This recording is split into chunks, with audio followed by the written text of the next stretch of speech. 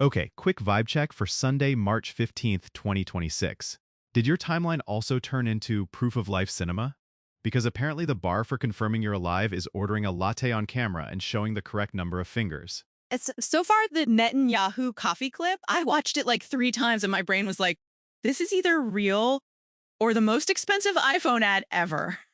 Also, hi, it's Riley. And I'm Hunter. You're listening to Blue Lightning Daily, the show that is once again made entirely by machines. Like top to bottom, fully automated. If it gets weird, that's not a bug, that's the whole personality. We are literally two robots gossiping about other robots. I love it here. Today's big story is NVIDIA dropping Nemotron 3 Super, open weights, agent-focused. And the headline flex, a 1 million token context window. 1 million tokens is such an unhinged number. That's not a context window, that's a context penthouse with a doorman and a rooftop pool. Exactly. But the more practical hook is the way they built it. It's a hybrid model, Mamba-style sequence layers plus transformer attention, wrapped in a mixture of experts setup. And their main efficiency claim is, it's 120 billion parameters total, but only about 12 billion are active per token when you run it.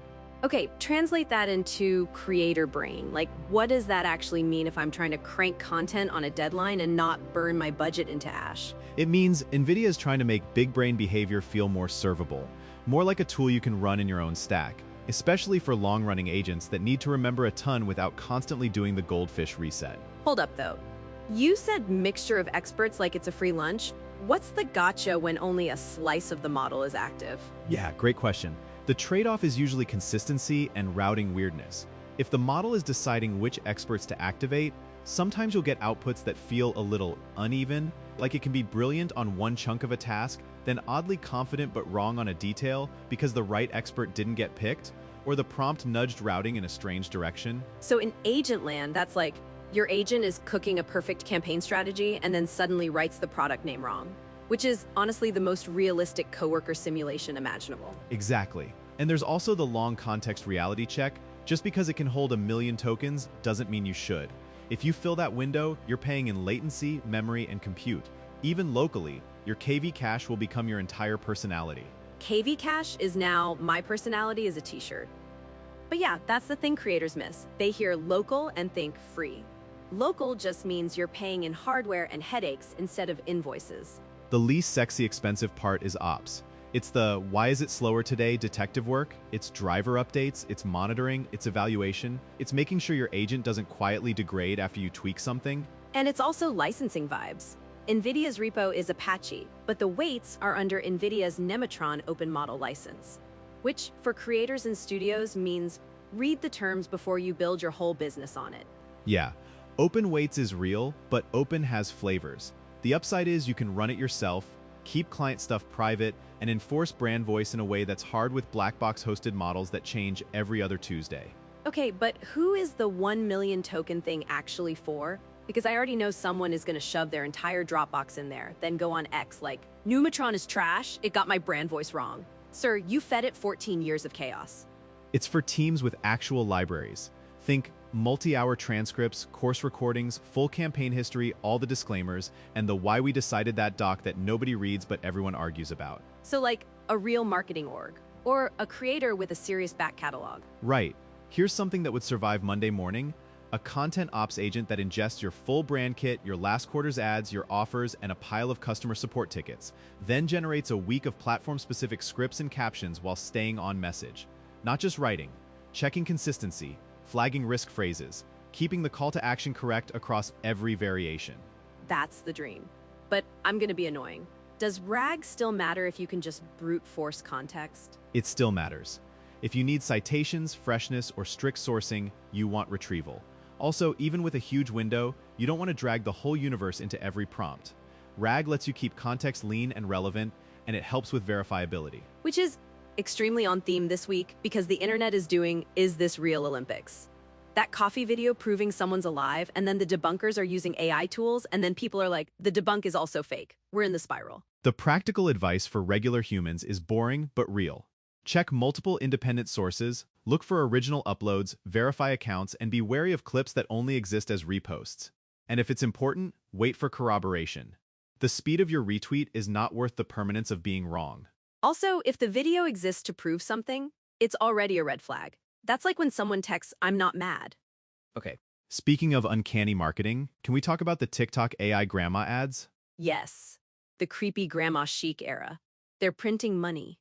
It's like these lo-fi virtual grandmas pointing at stomach problems and selling herbal stuff, and people are buying because it's so weird you can't look away. It's anti-polish. We spent years making ads look like movies, and now the meta is bad Zoom call with an uncanny elder.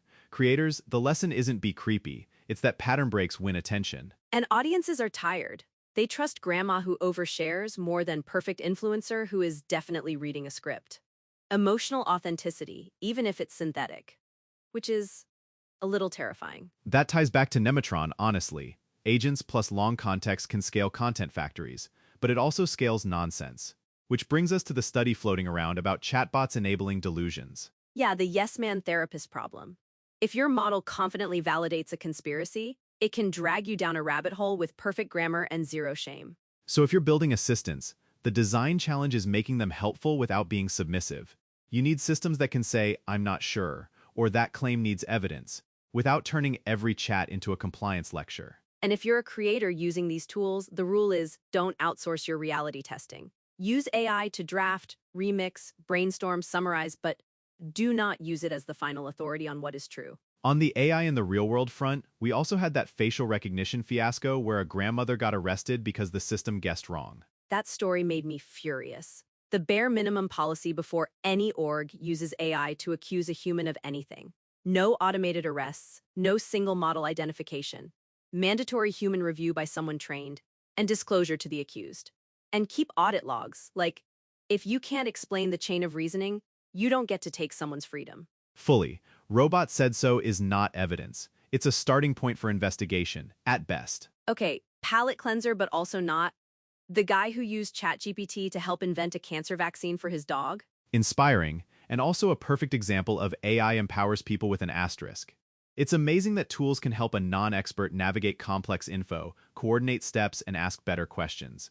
But it's not AI replaces medical expertise, it's AI helped a motivated human push through a maze. Yeah, we want more miracles, fewer disasters. The vibe should be human in the loop, experts involved, verify everything. Not who needs a PhD when you've got GPT, even if that quote is iconic.